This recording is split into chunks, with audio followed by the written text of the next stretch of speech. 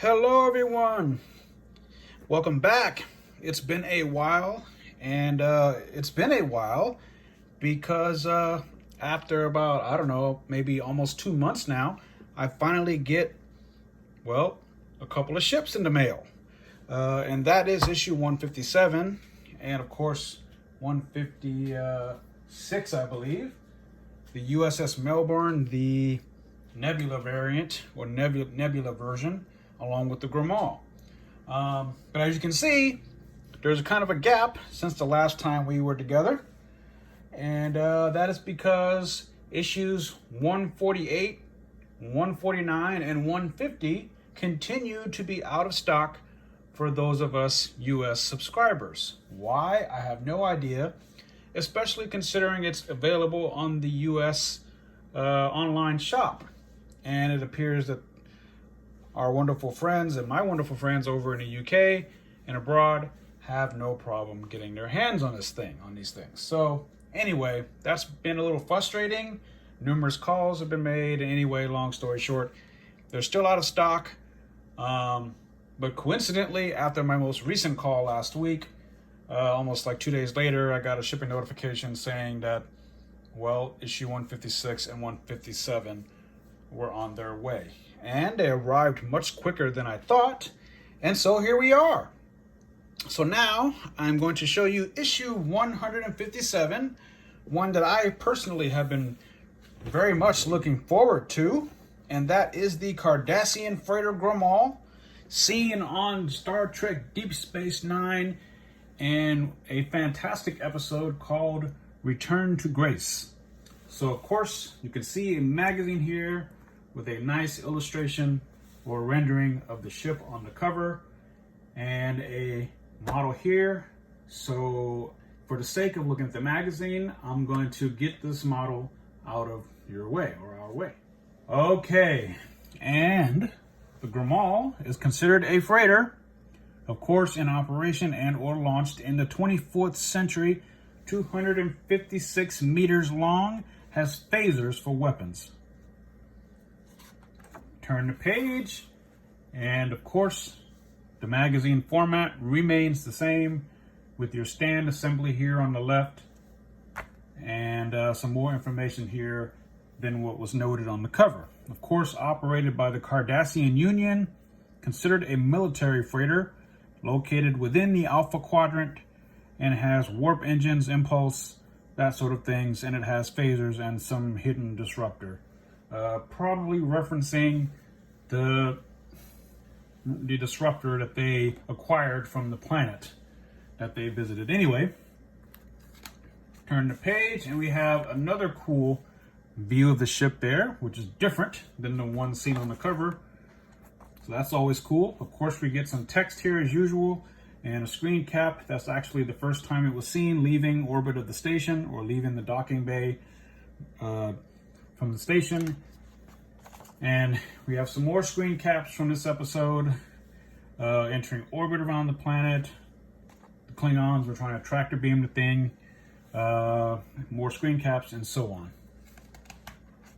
Turn the page, and there's the plan view showing you where various components are, etc., as well as some trivia on both sides. So if you get this, please feel free and do check that out. And here we have a section on the designing of the Groumall, which is pretty cool, I must say.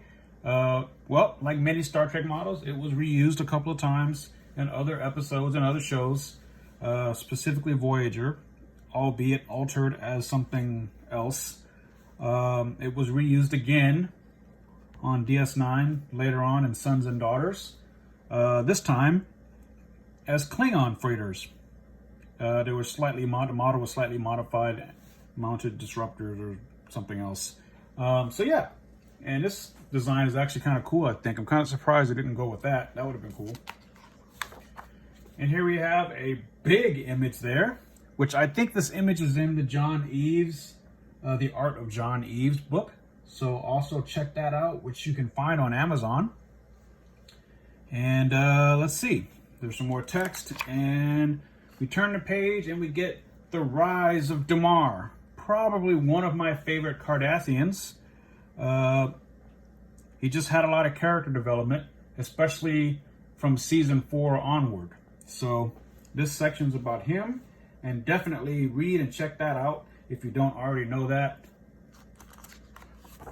And more on him with screen caps, etc. And finally, the on-screen appearance page. It's appeared in Return to Grace. Of course, designed by John Eves and featured on Deep Space Nine. More trivia here on the side, and that concludes this magazine. And so yeah, nice image there on the back. And now, friends, without further ado, I'm going to jump right into the model. Okie dokie, and there we are. I must say, I'm really happy with this. It's a little bit smaller than I had expected. It fits in your hand, almost the entire length of your hand, or my hand at least. Yeah, I was really looking forward to this one because back when the episode aired, I remember thinking, oh man, it would be cool to have that ship. And of course, in those days, we didn't have Eagle Moss, and Star Trek licensing was not what it was or not what it is today. And so, you know, back then you kind of had to pretend that certain ships were other ships and things like that. I know the old Star Trek Micro Machines, I carried those things around almost everywhere I went back in those days. And, you know, we just got the basic ships. So thanks to Eagle Moss, now we have really cool and off the wall and obscure ships like this one. And coincidentally, this, I think, is the fourth Cardassian ship in this collection. So now, if you can imagine, 157 issues in, and this is the fourth Cardassian ship that we've gotten, which I think is almost all of them. The first one being the Galore, of course, followed by the Hideki class, most recently the Keldon class, the Obsidian Order ship, and finally Gul Dukat's ship here, the Groumall, the freighter. Like I said, I was really looking forward to this. The detail is pretty spot on and fantastic. There does not appear to be any clear plastic components referencing any engine components or anything. There's that back there, but it appears to be all painted in, which normally that would bother me, but it doesn't this time.